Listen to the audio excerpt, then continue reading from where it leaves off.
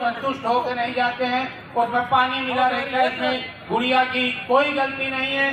बने रहिए, जुड़े रहिए हमारे साथ घर तक। ये होती है पत्रकारिता और इस पे मेहनत कर रहा है हमारा आज तक इंडिया टुडे और यूपी तक। तो बहुत बहुत बधाई। इसी तरह की पत्रकारिता की जरूरत थी कि घर तक छोड़ के आओ, पत्रकारिता की खबर दे दो, घर से जब निकले तो बता दो। इसके लिए आप लोगों को बहुत बहुत बधाई। ना इधर तक ना उधर तक, बस यूपी तक। यूपी तक। तो अभी हम देख रहे थे आप होली में कहे कि भैया एक मिलाने का मिक्सर का आइडिया दिए कि अगर आप ज्यादा नहीं मिलाएंगे तो बचे रहेंगे, वरना बीबी चली जाएगी। होली बीत गया, बचा है कि चला गया? अरे वो तो चला गया। खैर हमको आज तक ने यूपी तक ने यहाँ बुलाया। तुम्हारा अभिषेक भाई और नीला कुर्ता पहन के, फिरोजी कुर्ता पहन के जो मेन सर हैं, उनके बगल में सीओ सर हैं। एक तो ये सीओ अब हर विभाग में हो गए, पहले खाली पुलिस विभाग में होते। अब यही गलत फहमी होती है, पता चला सीओ मिल गए। हम समझ रहे हैं ये कोई कंपनी के सीओ है, अबे तबे करके बात कर दिया, उठा बंद कर, पता चला वही पुलिस के सीओ। तो सीओ साहब बैठे हैं, यहाँ जितने भी लोग बैठे हैं। अयोध्या के विषय में थोड़ा सा हम बताना चाहते हैं। अभी हमने यहाँ 15 दिन अयोध्या पिक्चर की शूटिंग करी, 1 तारीख से लेकर 13 तारीख तक, और होली अयोध्या में ही मनाई। अयोध्या कोई आम नगरी नहीं है। अयोध्या पृथ्वी का पहला नगर है जिसको मनु ने खुद बसाया। एक समय धर्म और राजनीति का गढ़ माना जाता था अयोध्या, राज्य होता था ये, और इसकी सीमाएं Burma, Iran, Iraq, Sri Lanka, Bangladesh, Pakistan तक फैली थी। अखंड भारत कहलाता था। उस समय एक राजा हुए विक्रमादित्य, उन्होंने 5वीं शताब्दी में अयोध्या का पुनर्निर्माण कराया। तो राजूदास भैया गलत तो नहीं कहेगा? जहाँ गलत कहें आप बोल देना। आप तो जो रामचरितमानस का विरोध करता है उसको पटक सकते हो, दही दही मार सकते हो। तो जैसे कोई गलत बोले राम के विषय में, आपकी जिम्मेदारी है उसको उड़ाने की। अभी जो हो ही देखा अयोध्या में राजा हुए विक्रमादित्य जी, 5वीं सदी में उनने अयोध्या का पुनर्निर्माण कराया। लेकिन इतिहास में उनका बहुत ज्यादा बखान कहीं नहीं है। उन्हीं विक्रमादित्य ने 21वीं शताब्दी में जन्म लिया, जिनका नाम है योगी आदित्य। ये वही विक्रमादित्य हैं। 21वीं सदी में योगी आदित्य बन के पैदा हुए और फिर पुनर्निर्माण करा रहे हैं अयोध्या का। तब के विक्रमादित्य सीधे थे, योगी आदित्य सीधे नहीं है।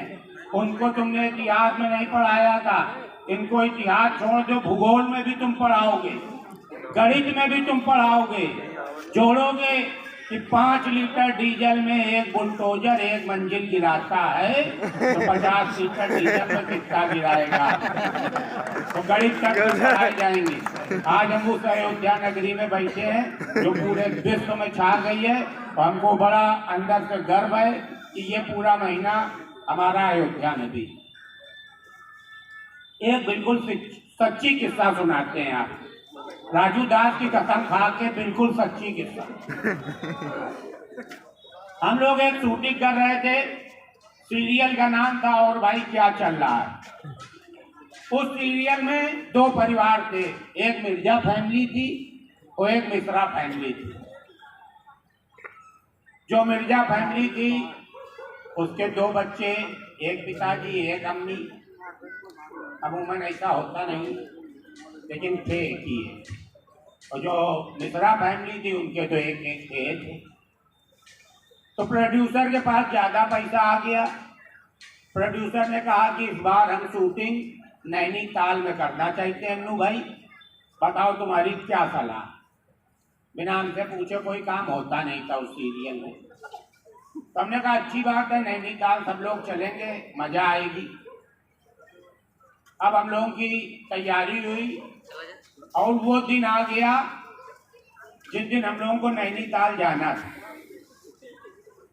बस आके लगी, हम लोग बस में बैठे और रात भर यात्रा करी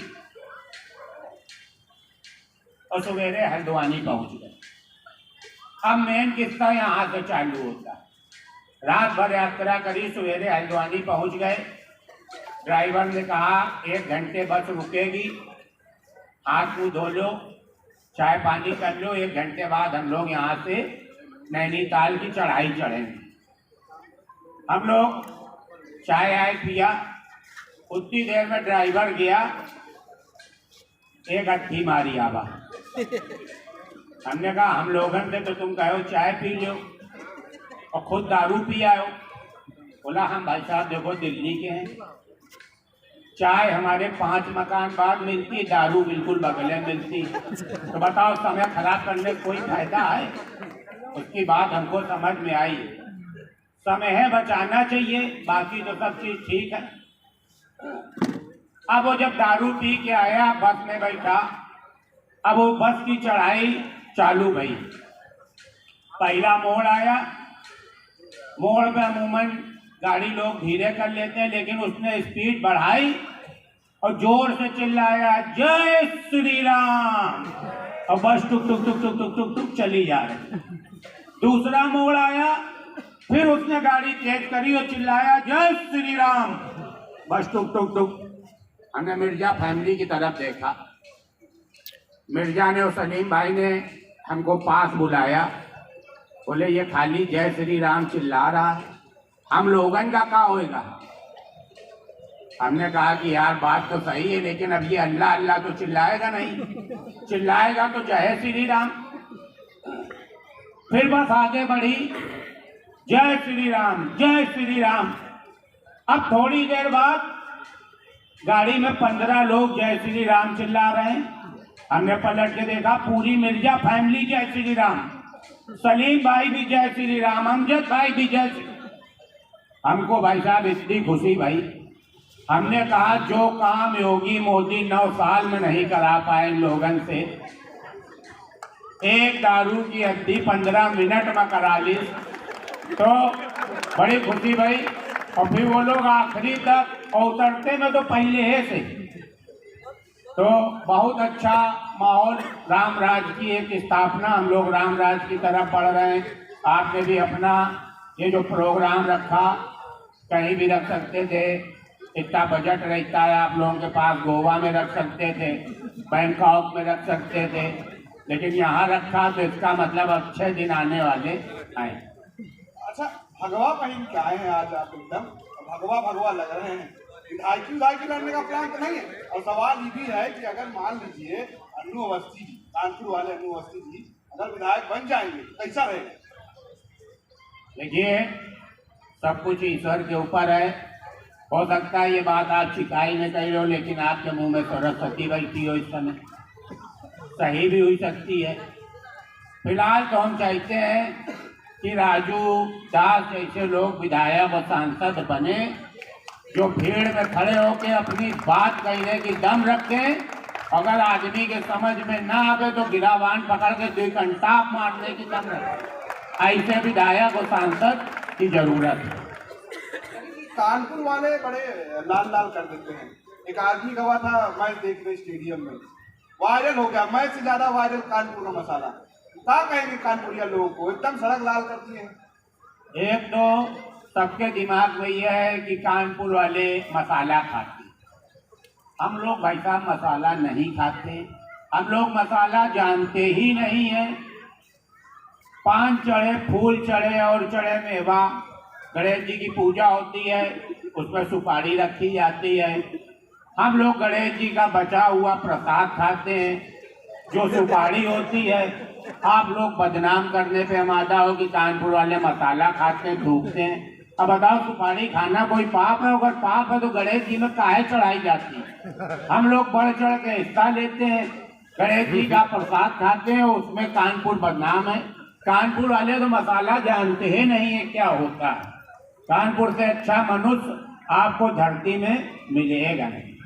अच्छा, आप कह रहे हैं प्रसाद, प्रसाद तो बाबा भैरव को भी चढ़ता है, प्रसाद तो भगवान शंकर को भी चढ़ता है, कानपुर वाले वो भी ले रहे हैं। हाँ बिल्कुल ले रहे हैं। आप आबकारी विभाग का इतिहास उठा के देख लो, अगर कानपुर से ज्यादा कहीं से आबकारी विभाग को जा रहा हो। हम लोग अगर प्रसाद के नाम पे कोई भी चीज है, अगर आप जहर भी खिला दो प्रसाद बता के, तो हम लोग जरूर लेंगे। हमारे यहाँ एक परमठ मंदिर है, कम से कम 200 ठंडाई की दुकानें हैं। हम लोग हर चीज वो ग्रहण करते हैं जो प्रसाद के नाम पे। और एक चीज और बताएं कि बहुत लोग अन्नू भाई कॉमेडी कर रहे हैं, अन्नू भाई स्टैंड अप कॉमेडियन है। हमारी रुचि सबसे ज्यादा कविता की तरफ थी। हमने कभी कभी सम्मेलन नहीं सुना था। काग सुनाइए अगर। हमने कभी कभी सम्मेलन नहीं सुना था। तिवारी सर, हमने कहा था ना कि मंच से तेल लगाएंगे। हमने तिवारी सर को बताया था कि जब हम पत्रकारों के इतना तेल लगाते हैं और आप तो पत्रकारों के बॉस हो, तो आप बताओ क्या लगवाना पसंद करोगे।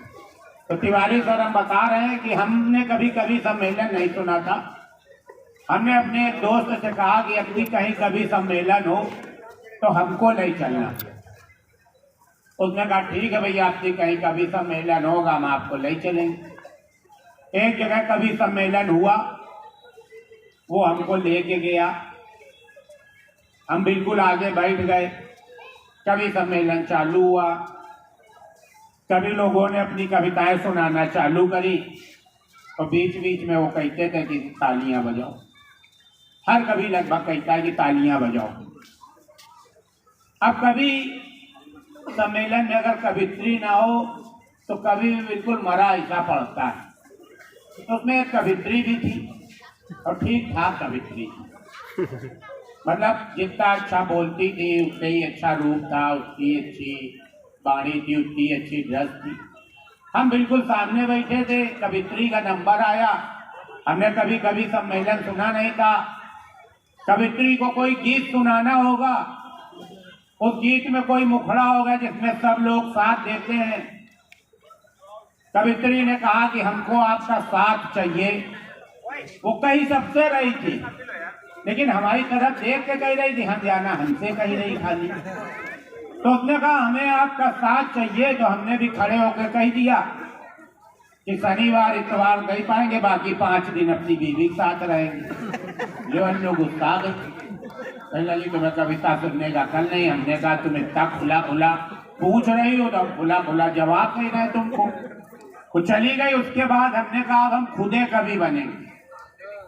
फिर भाई साहब हम खुद ही कवि बने, और जब हम कविता सुनाते थे तो कोई ताली नहीं बजाता था। इस चीज से हम बड़ा परेशान थे।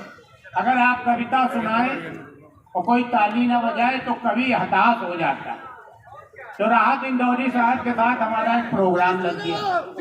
हमने राहत इंदौरी सर से कहा, हमने कहा सर हम जब कविता सुनाते हैं कोई ताली नहीं बजाता है, क्या करें। बोले तुम्हारे कविता सुनाने की अकल नहीं है। जब कभी भी कविता सुनाओ तो जो सामने बैठा हो उसकी आंखों में आंखें डाल के सुनाओ। हमने कहा कि ये बात ठीक है। पहले ही कवि सम्मेलन हमारा पुलिस लाइन में लग गया। अब पुलिस वाले तो वर्दी पहनते, भाई साहब डीएम साहब और कमिश्नर साहब वर्दी नहीं पहनते, बड़ी दिक्कत। और बिना वर्दी के भाई जो दहशत है वो तो वर्दी की है, हमारी तो चौक लेती है वर्दी से, बिना वर्दी के तो हम डरते नहीं। अब डीएम साहब और कमिश्नर साहब सामने बैठे। राहत इंदौरी सर की वो लाइन हमको याद आ गई कि कविता सुनाओ तो आंखी में आंखी डाल के सुनाओ। और पूरे दिन हमारे ये थे कि वो दोनों भाभियों को लेके आए थे। हमने सोचा अब आदमी हुई गया, आदमी की आंखी में आंखी डाली, ना भाभी की आंखी में आंखी डाल दी। तो हमने भाभी की आंखी में आंखी डाल के कहा, समेट के जुल्फे जब तुम लगा लेती हो जूड़ा, समेट के जुल्फे जब तुम लगा लेती हो जूड़ा, मेरा दिल यही करता है हम रहे जवान और यो हो जाए बूढ़ा। अब वो डीएम साहब थे, डीएम साहब ने अपने पीछे अर्दली को देखा, कुछ इशारा किया, क्योंकि वर्दी नहीं पहने थे तो हम बिल्कुल डरे नहीं। अब दूसरी कविता हमने कहा लाओ इन वाली भाभी की आँखी माखी डाल के सुना दी। अब कमिश्नर साहब वाली भाभी की आंखें माखें डाल दिया। हम कहा तुम्हारे चेहरे में जो है उदासी और आंखों में है जो नमी, अम्मा समय से दूध नहीं पिलाए, नहीं लिए कैल्शियम की है कमी। उसके बाद उन लोगों ने कहा पीछे चलिए स्टेज के, आपका स्वागत करना है। हमने कहा कोई बड़ी रकम देनी होगी, सबके सामने नहीं देना चाहिए। 25 लाठी मारे, 20 दिन की जेल। तब से हमने कविता करना ही छोड़ दिया और फिर उसके बाद हम बन गए जागरण करने वाले। हमारी अम्मा ने कहा बउआ तुम जागरण किया करो, उसी से तुम्हारा बेड़ा पार होगा। और हम एक टारगेट लेके पैदा हुए, हमसे ज्यादा इस विश्व में महिलाओं की इज्जत करने वाला आपको ढूंढे नहीं मिलेगा। एक भी आदमी ऐसा नहीं मिलेगा जो हमसे ज्यादा महिलाओं की इज्जत करता हो। हमने बचपन से लेके कक्षा 8 तक न कभी बैट बॉल खेला, न कभी बैडमिंटन खेला, न कुश्ती लड़ी, न कबड्डी खेला। हमने केवल छुप छुप चन्नी खेला, तड़क्को खेला, आधा पादा किसने पादा खेला। हर वो खेल खेला जो महिलाओं को पसंद थी। जिस समय लोग कॉमर्स और साइंस ले रहे थे, हमारा एक दोस्त हमको सलाह दी कि तुम होम साइंस ले लो, वहाँ केवल महिलाएं रहती। इतना त्याग करने वाला महिलाओं को बहुत त्यागी मिलेगा नहीं। आप लोग मांग करो कि हमारा नाम गिनीज बुक में लिखा जाए कि ये सबसे ज्यादा महिलाओं की इज्जत करते हैं, इनका सम्मान होना चाहिए। बिल्कुल। अनु जी के लिए एक बार जोरदार तालियां हो जाए। तो अनु जी एक सवाल थोड़ा इमोशनल है, क्योंकि आपके गुरु रहे, अभी हाल फिलहाल हर्ष श्रीवास्तव जी का देहांत हुआ, वो भी है। कुछ 1-2 लाइन उनके लिए। ये ब्रजेश पाठक भैया आ गए हैं, हमारे बीच में आ गए हैं और ब्रजेश भैया का बहुत बहुत स्वागत है।